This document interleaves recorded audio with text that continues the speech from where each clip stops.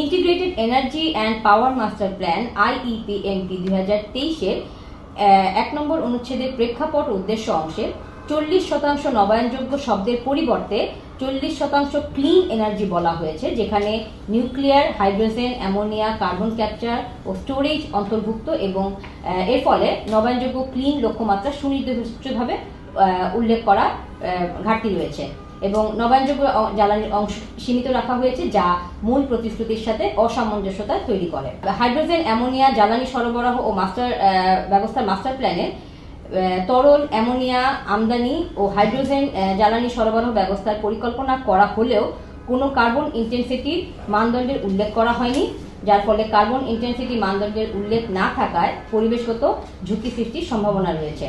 এছাড়া hydrogen ammonia ব্যবহারে green certification বাধ্যতামূলক করা ও কার্বন ইন্টেন্সিটি সীমা নির্ধারণের প্রস্তাব যুক্ত করা হয়নি। 6 নম্বর অনুচ্ছেদের LNG আমদানি পরিকল্পনা অংশে মাতারবাড়িকে LNG আমদানির একক টার্মিনাল হিসেবে পরিকল্পনা করা হয়েছে, যা জ্বালানি নিরাপত্তায় ঝুঁকি তৈরির সম্ভাবনা সৃষ্টি করে। এর ফলে জীবাশ্ম জ্বালানি ও আমদানি নির্ভর পরিকল্পনা করা ও পরিবেশগত ঝুঁকি তৈরির সম্ভাবনা রয়েছে। বাংলাদেশ জলবায়ু সমৃদ্ধি পরিকল্পনা 2022-এর নবায়নযোগ্য জ্বালানি লক্ষ্যমাত্রা 6 নম্বর অনুচ্ছেদের নবায়নযোগ্য জ্বালানি লক্ষ্যমাত্রা বিনিয়োগ এবং অবকাঠামো উন্নয়ন অংশে 2041 সালের মধ্যে 40% এবং 2050 সালের মধ্যে 100% বিদ্যুৎ নবায়নযোগ্য জ্বালানি খাত থেকে উৎপাদনের লক্ষ্যমাত্রা উল্লেখ করা হলেও বাস্তবায়ন রোডম্যাপ অনুপস্থিত, যার ফলে পরিকল্পনা রোডম্যাপ ছাড়া লক্ষ্য বাস্তবায়নের সীমাবদ্ধতার সম্ভাবনা রয়েছে। $10 বিলিয়ন বিনিয়োগের কথা বলা হলেও এর উৎস কি হবে বা কিভাবে অর্থায়ন সংগঠিত করা হবে তার সুনির্দিষ্ট কোনো পরিকল্পনা নেই।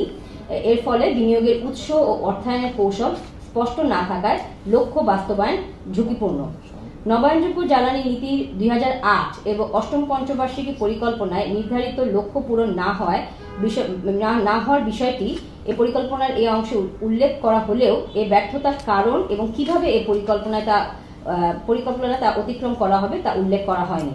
এর ফলে পূর্ববর্তী ব্যর্থতার কারণ বিশ্লেষণ না করায় একই ধরনের চ্যালেঞ্জ পুনরায় ঘটার সম্ভাবনা রয়েছে। শিয়া বাটার ও ভিটামিন ই সমৃদ্ধ লিলি বিউটি সোপ, তারুণ্যময় উজ্জ্বল ত্বকের জন্য। রিমার্ক